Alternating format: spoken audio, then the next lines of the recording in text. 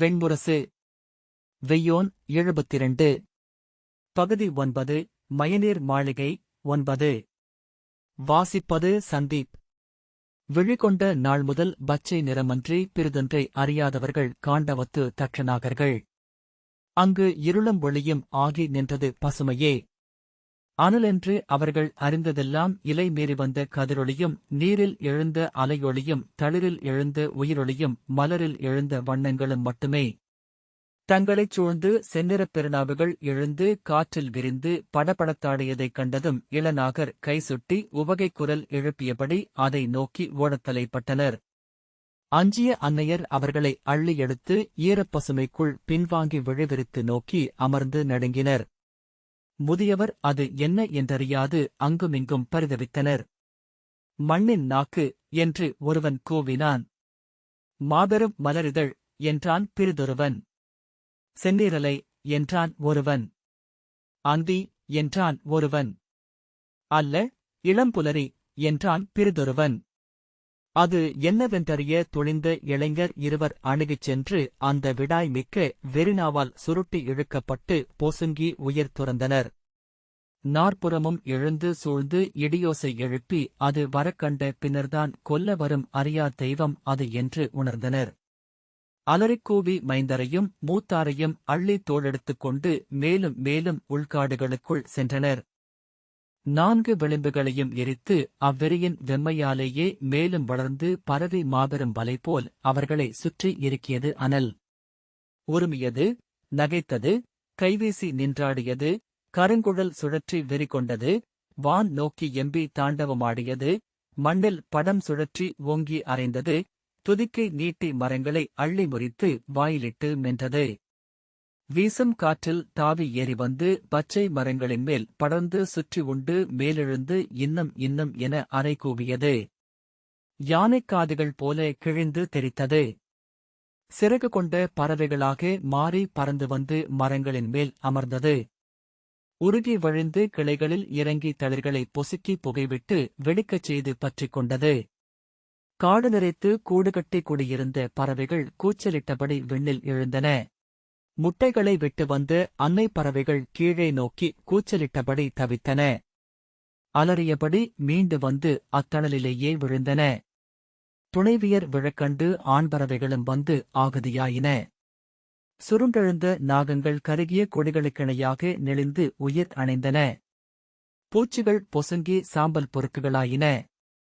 மண்ணுக்கடியில் வாழ்ந்த புழுக்களும் வெம்மையை அறிந்து கொதிக்கும் ஈரத்தில் வேகம் வேர்களுடன் இணைந்து நெளிந்து உயிரிழந்தன. அனல் பொறிகள் மின்மினி படைகளென கிளம்பி வானில் தெரித்து விழிமறைந்தன. வேர்களுடன் சேர்ந்து தங்கள் குலங்கள் எரிந்தெழுவதைக் கண்டனர் உரகர். எரிந்தபடி அவர்கள் மேல் வந்து விழுந்தனர் பன்னகர். கொம்புகள் உருகிச் சொட்ட விழுந்து மழிந்தன மான்கள். தந்தங்கள் மண்குத்த குப்புற விழுந்து சரிந்து உடல் வெடித்து இறந்தன யானைகள். மரக்கிளைகளிலிருந்து பிடிவிட்டு மண் அரைந்து விழுந்தன மலைப்பாம்புகள். அவற்றின் ஊன் உருகிய நெய்யை வந்து நக்கின எரிநாக்குகள். காட்டரியின் ஒளியில் கனலாயின குளிர்தடாகங்கள். அடுமனைக்கரி என பழுத்து செந்நிறம் கொண்டன மலைப்பாறைகள். நாகர்கள் மேலும் மேலும் உள்காட்டுக்குள் ஓடினர். உடல் வெந்து கொப்புளங்கள் எழுந்து உடைந்து வழிய நெஞ்சில் அரைந்து கூவி அழுதனர் அன்னையர். முடி பொசுங்கி ஆடை பற்றி செல்லும் வழியிலேயே மண்ணில் விழுந்து துடித்தனர் மைந்தர். தெய்வங்களே, எங்கள் தெய்வங்களே என்று கூவினர். வெந்துருகும் உடலுடன் சென்று மலைக்குகைக்குள் வாழ்ந்திருந்த முதுநாக படிவர் பஞ்சமரிடம் அனலால் அழுகிறோம். ஆவன செய்யுங்கள் முதுபடிவரே என்றனர். நாகபஞ்சமர் தன் 188 மாணவர்களுடன் காண்டவக்காட்டின் நடுவே எழுந்த இந்திரகீலம் என்னும் குன்றின் மேல் ஏறினார். அதன் உச்சியில் நின்று நாற்புறமும் நோக்க தங்களை பெரும்படை வளைத்திருப்பதைக் கண்டார். அங்கிருந்து எரியம்புகள் எழுந்து வளைந்து மேலும் மேலும் என காண்டவக்காட்டிற்குள் விழுந்து கொண்டிருந்தன. அக்கொடிகளிலிருந்து அவர்கள் எவரென உணர்ந்தார். எழுந்திருப்பது அனலோன் பகைமை என் குடியினரே. அவனுக்கு அவையளித்து புறக்கும் மாமன்னர்களின் படைகளால் சூழப்பட்டுள்ளோம். பல்லாயிரம் ஆண்டுகளாக நம் குடியைத் தொடர்வது இவ்வஞ்சம் என்றார். அப்பால் இந்திரமேரு என்றழைக்கப்பட்ட பசுங்குன்றின் சரிவுகளில் படர்ந்திருந்த தேவதாரு மரங்களை நோக்கியபின் பஞ்சமர் ஆணையிட்டார், அத்தேவதாரு மரங்கள் எரியட்டும். உடனே அவற்றை நாமே கொளுத்துவோம். தேவதாருவே இந்திரனுக்கு அவியுணவென்றறிக. அவன் உண்டு எஞ்சிய கரிய நிலத்தில் நாம் சென்று நிற்போம். இக்காட்டுத் தீ நம்மை அங்கு அண்டாது. இந்திரனின் 7 வண்ணவில் நம்மை காக்கும். உரகரும் பன்னகரும் ஒருங்கிணைந்து இந்திரமேருவை அடைந்தனர். அதன் 18 மலைவளைவுகளில் நின்றிருந்து முதிய தேவதாரு மரங்களை எருதழல் கொளுத்திக் கொண்டு வந்து பற்ற வைத்தனர். நின்றிருந்த தேவதாருக்களின் புகை பெரும் தூணென எழுந்து விண்ணை தொட்டது. கிளை விரித்து கரிய ஆலமரமென ஆயிற்று. விண்குடை தாங்கி நின்று மெல்ல ஆடியது. 4 புறமிருந்தும் அதை நோக்கி கருமுகில்கள் வரத் தொடங்கின. புகையா முகிலா என்றறியாது வானம் கருமை கொண்டு திரைமூடியது. அதற்குள் மின்னல்கள் துடிதுடித்தன. இடியோசை எழுந்து காட்டின் மடிப்புகளுக்குள் பல்லாயிரம் நகைப்புகளென பெருகியது. சிலக்னங்களுக்குப் பின் ஆலமரத்தின் 1000 கோடி பட்டு விழுதுகளென மாமழை காண்டவத்தின் மேல் இறங்கியது. தேவதாரு மரங்கள் அனலணைந்து கருகி நின்றன. நாகர்கள் அதன் கீழே சென்று உண்டிக் கொண்டனர். கற்பாறைகள் நீர்த்துளிகள் போல் அதிர இடியோசைகள் எழுந்தன. பல்லாயிரம் பெருநாகங்கள் சினந்து சீறி மண்ணை ஓங்கி ஓங்கி கொத்தி நெளிந்து துடித்தன. அவர்களைச் சூழ்ந்து நீர்ப்பெருங்காடு அசைவற்று நின்றது. சினங்கொண்ட யானை போல பிளிரிக்கொண்டே இருந்தது கருவானம். கண்ணெதிரே காண்டவ பெருங்காடு முற்றிலும் அனலடங்கி கரியென ஆவதை அர்ஜுனன் கண்டான். தேர் திருப்பி விரைந்தோடி வந்து தன் தேர்த்தட்டில் இடையில் கை வைத்து காட்டை நோக்கி நின்ற இளைய யாதவனை நோக்கி, என்ன நிகழ்கிறது யாதவரே? என்றான். உமக்கும் உமது தந்தைக்குமான போர் இங்கு தொடங்கியுள்ளது பாண்டவரே என்றான். யார் என்று சொல்லி இளைய பாண்டவன் திரும்பி நோக்கினான். அங்கு இந்திரமேருவின் மேல் விண்ணவர்க்கரசன் எழுந்தருளியுள்ளான். பாருங்கள், அவன் வெண்களிறு வானில் நின்றுள்ளது. அவன் கதிர் படைக்கலம் 100 பல்லாயிரம் என வானில் மின்னுகிறது. அவன் கருணை குஞ்சுகளுக்கு மேல் அன்னை பறவையின் சிறகு என இறங்கி காண்டவக் காட்டை அணைத்துக் கொண்டுள்ளது. அர்ஜுனன் தவித்து, என்ன செய்வேன்? இனி நமது படைகளால் ஆற்றுவதற்கொன்றில்லை இளைய யாதவரே. ஆக்னேய பதத்தில் சென்று கொண்டிருந்த நெய்க்குளங்கள் அனைத்தும் காண்டவத்திற்குள் சென்றுவிட்டன. யமுனையின் ஆழத்தில் குளிரறை போடப்பட்டிருந்த நெய்க்கலங்கள் அனைத்தும் வந்துவிட்டன. இன்னும் 3 வருட காலம் எங்கும் விளக்கெரிப்பதற்கு நெய்யிருக்குமா என்பது ஐயத்திற்குரியது. இனி நாம் போரிட முடியாது என்றான். வழியொன்றுள்ளது என்றான் இளைய யாதவன். எங்கும் எதிலும் முழுத்தடை என ஒன்று இருப்பதில்லை. ஒரு விரிசல் எஞ்சியிருக்கும். அதை கண்டறிவோம். நெய்யின்றி இப்பெருங்காட்டை எப்படி எரிப்பது? எரியன்றி எவர் இதனுள் நுழைய முடியும்? என்று சொல்லி கைகளை தளர்த்தி விழுதூக்கி மழை நின்று பெய்த காட்டை நோக்கினான் பார்த்தன். முகில் பரப்பு உருகி வழிந்தது போல் இருந்தது மழை. விண்ணில் எழுந்து மெல்லிய ஒளியில் அதன்மேல் 1000 சிறிய மழைவிற்கள் பொலிந்தன. காண்டவம் புன்னகைப்பது போல் தோன்றியது. இடியோசை 4 திசையானே குரலென எழுந்தது. 2 வானெல்லைகளைத் தொட்டபடி இந்திரவில் எழுந்து காண்டவத்தின் மேல் கவிந்தது. உளம் தளர்ந்து எந்தை 7 உலகங்களையும் ஆளும் தேவன். அவருடன் நான் எப்படி போரிட முடியும்? என்றான் அர்ஜுனன். புகையிலைகளை அள்ளியபடி பெருங்காற்று காண்டவத்திலிருந்து எழுந்து வந்து அஸ்தினபுரியின் படைகளின் மேல் பரவியது. கருத்துகள்கள் காற்றில் சுழன்று பதறியபடி அவர்கள் மேல் இறங்கி சில கணங்களில் அனைத்தும் முற்றிருளால் மூடப்பட்டன. பின்னர் ஒளி வந்தபோது ஒவ்வொருவரும் இருளுருவங்களாக தங்களைக் கண்டனர். அஞ்சி அலறியபடி வீரர்கள் பின்வாங்கத் தொடங்கினர். நில்லுங்கள், இது என் ஆணை. பின்வாங்கும் ஒவ்வொருவரும் கொல்லப்படுவீர்கள். இது என் ஆணை என்று கூவியபடி படை முகப்பில் தேரில் விரைந்தோடினான் இளைய பாண்டவன். அவன் குரலை ஏற்று படைத்தலைவர்கள் மேலும் மேலும் ஆணைகளை கூவினர். அஞ்சி உடல் நடுங்க நின்ற படை வீரர் மறுப்புக் குரலெழுப்பினர். முதுவீரன் ஒருவன் 2 வீரர் மேல் ஏறி உயர்ந்து நின்று விண்ணவர்க்கரசனுடன் போர் புரிய எங்களால் இயலாது. இல்லத்தில் மனையாட்டியையும் மைந்தரையும் விட்டுவிட்டு வந்தவர்கள் நாங்கள். தெய்வங்களுடன் மானுடர் எவ்விதம் போரிட முடியும் என்று கூவினான். இது அரசாணை. பின்னடி எடுத்து வைக்கும் ஒவ்வொருவரும் கொல்லப்படுவீர்கள் என்று கூவியபடி படைத்தலைவர்கள் முன்னணியில் கொடி வீசி கொம்பூதி சுற்றி வந்தனர். எங்களை கொல்ல விழைகிறீர்கள், எங்களை அவிப்பொருளாக்கி தெய்வங்களை வெல்ல முனைகிறீர்கள் என்றான் முதிய வீரன். ஆம் ஆம் என்று வீரர் கூச்சலிட்டனர். சுழன்றெழுந்த காற்று மேலும் மேலும் என தன்மை கொண்டு அவர்களை சூழ்ந்தது. விண்முகில்கள் எருமைகளென திரண்டன. விழிமின்ன, கொம்பு தாழ்த்தி எங்கும் நின்றன. யமனும் சோமனும் எழுந்துவிட்டனர். வாயுவில் ஏறி அவர்கள் நம்மை சூழ்கின்றனர். அஸ்வினி தேவர்களும் கந்தர்வர்களும் கிண்ணறர்களும் யக்ஷர்களும் விண் நிறைந்துள்ளனர். இனி போரில்லை, இனி நாம் செய்வதற்கொன்றுமில்லை என்று முதிய பாஞ்சாலன் ஒருவன் கூவினான். தெய்வங்களுக்கு எதிராக படைகொள்வதா? இறப்பே எம் ஊழா என வீரர்கள் அரற்றினர். ஆணைகளை மீறி படைகள் பின்னகர்ந்து கொண்டே இருப்பதை தன் தேர்தட்டில் நின்று பார்த்தன் கண்டான். துவாரகைத் தலைவரிடம் வந்து இளைய பாண்டவன் களைத்திருந்தான். என்ன செய்வது அரசே? நம்மிடம் இனி அனலில்லை என்றான். இதற்கு முன் 300 முறை காண்டவம் தாக்கப்பட்டது, ஒவ்வொரு முறையும் இந்திரனால் அது காக்கப்பட்டது என்று தொல்கதைகள் சொல்கின்றன என்று இப்போருக்கென படையெழுகையில்தான் சூதர் சொல்லில் கேட்டேன். 300 முறை மூத்தோர் தோற்ற களத்தில் வெல்கிறேன் என்று அன்று எண்ணினேன்.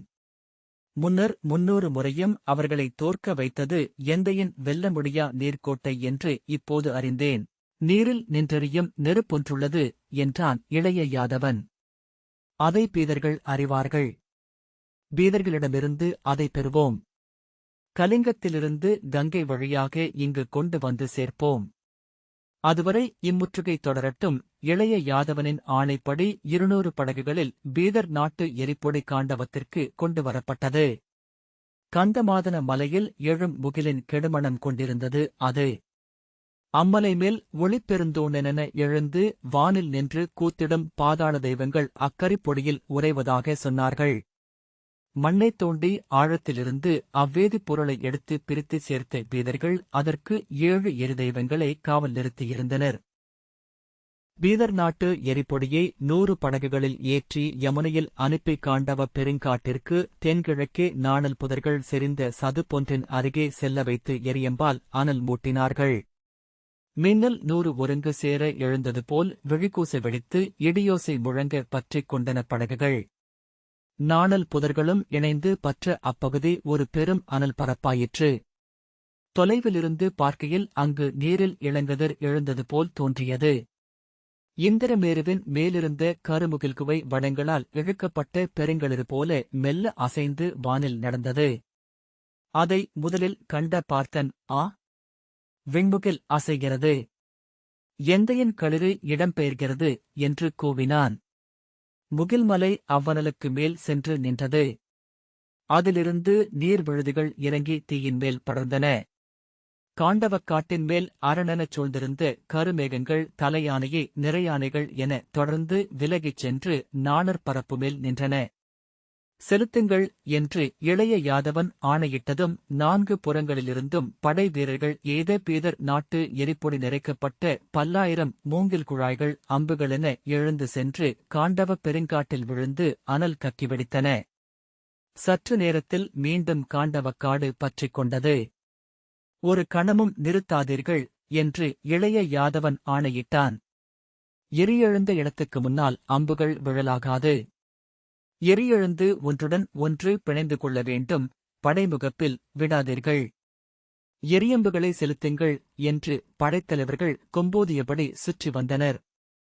இளைய பாண்டவன் தன் தேரில் சென்று படைமுகப்பில் நின்று காண்டீபம் அதிர எரிப்பொடி நிறைத்து மூங்கில் அம்புகளை எய்தான். செந்நிறவால் சீர எரிமீன்களென எழுந்து வளைந்து விழுந்து கொண்டே இருந்தன அவ்வம்புகள். விழுந்த இடங்களில் செவ்விதழ் பெருமலர்கள் என விரிந்தன. அருகில் நின்ற மரங்களை அள்ளிப்பற்றி உண்டு பரவின. காண்டீபம் களிவெறி கொண்டு நின்று துடித்தது. சினம் கொண்ட நாகம் போல் வாலை அறைந்தது. வேட்டைக்கெழுந்த சிம்மத்தின் வாலென எழுந்து வளைந்தது. மதகளிற்றின் துதிக்கை என சுழன்று மறிந்தது. முதலை என தன்னைச் சொடுக்கியது. இடியோசை எழுப்பியது. மின்னல் சரடுகளை ஏவியது. சென்று விழுந்தபடியே இருந்தன அம்புகள். சில கணங்களில் காண்டவக்காடு முற்றிலும் எரிசூழ்ந்தது. அதைக் காக்க விண்ணில் இந்திரமுகில் எழவில்லை. கரும்புகைக் கூட்டங்கள் எழுந்து வானென ஏதுமில்லாது செய்தன. விரிகதர் மைந்தா கேள், அன்று அங்கு தட்ச மாமன்னர் இருக்கவில்லை. அவரது மூதாதையர் வாழ்ந்த நாகசிலை எனும் இமயமுடிமேல் அமைந்த தொல்லகருக்கு சென்றிருந்தார்.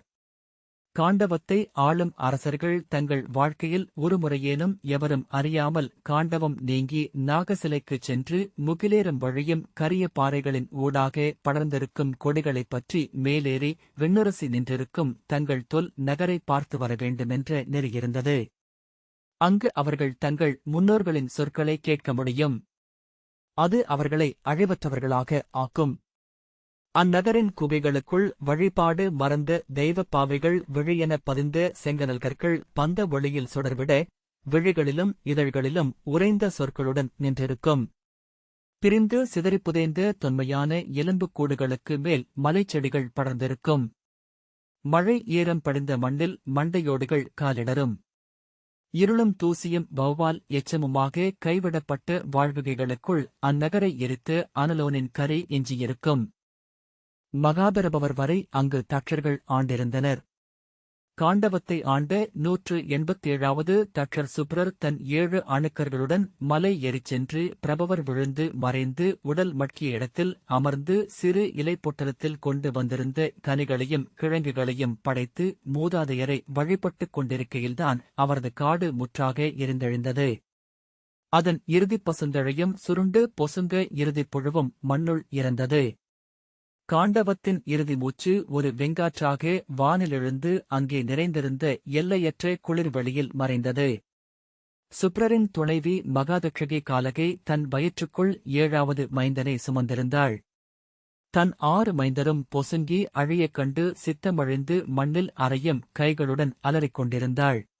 அவள் குருதியிலூறும் மைந்தனையேனும் குலத்தில் எஞ்ச வைக்க வேண்டும் என்று விழைந்த தட்சர்கள் 12 சிறு மரக்குடைவு படகொன்றில் அவளை பிடித்து ஏற்றிக் காட்டுக் கொடிகளால் அவள் உடலை சேர்த்துக் கட்டி செல்க அன்னையே என்று அனுப்பி வைத்தனர். படகுடன் உடலொட்டி படுத்துக்கொண்டு யமுனை நோக்கி சென்ற சிற்றாரான கன்மதையின் அலைகளில் எழுந்து அலைந்து ஒழுகி அவள் காண்டவப் பெருங்காட்டை விட்டு வெளியேறினாள். இறுதியாக திரும்பி நோக்குகையில் தன்னை ஏற்றியனுப்பியவர்களும் அனல் பொசுங்கி உடல் துடைக்க விழுந்து மடியக் கண்டாள். தானொருத்தியே என்றும் உணர்வு எழுந்ததும் உடல் விதிர்த்து தசை சுருங்கி அதிர்வு கொண்டாள். தன் வயிற்றைத் தொட்டு, மைந்தா, ஒருபோதும் இதை மறக்கலாகாது. நீ இதை மறக்கலாகாது என் மைந்தா என்று கூவினாள். தன்னைக் கட்டிய கொடிகளை அறுத்து விடுபடும் பொருட்டு கையில் அளிக்கப்பட்ட குறுங்கத்தியை இறுகப் பற்றியபடி குருதி, குருதியால் ஈடு செய்க என்று விசும்பினாள். யமுனைக்கரையை அவள் அடைந்ததும் திரும்பி காண்டவக்காடு கனல் பெருவெளி என நிற்பதைக் கண்டு, எந்தையரே, நாங்கள் செய்த பிழை என்ன என்று கூவிய கணத்தில் தன் வயிற்றுக்குள் மைந்தன் வாயிலை ஓங்கி உதைப்பதை அறிந்தாள்.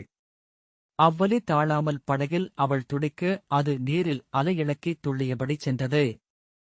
அவ்வசைவை ஓரவழியால் கண்டு திரும்பி, அது முதலையல்ல, படகு என்றான் அர்ஜுனன். இளைய யாதவன், ஆம், அதோ செல்கிறது நஞ்சின் இறுதித் துளி. அதை எஞ்ச வைக்க வேண்டாம் என்றான். அர்ஜுனன், அவள் அன்னையல்லவா என்றான். ஆம், ஆனால் நெருப்பும் நஞ்சும் பகையும் எஞ்சலாகாது. இப்பழி ஒரு துளி எஞ்சினாலும் பேரழிவை முளைக்கும். கொல் அவளை என்றான்.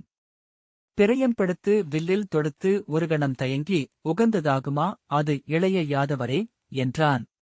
போர் உகந்ததென்றால் அதை முழுமையாக முடிப்பது மேலும் உகந்தது என்றான் இளைய யாதவன்.